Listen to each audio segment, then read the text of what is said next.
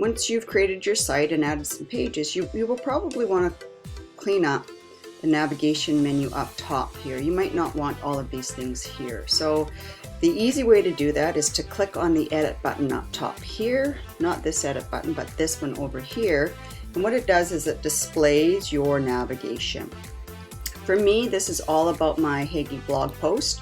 So what I want to do is I actually want to move this all the way up to the very top so that it's there. And then really, I do think I'm going to delete all the rest of them. So I'm going to delete this, I'm going to delete this, delete this, and delete this. So now all that's going to be showing on the top of my navigation header is just my Hagee's blog post.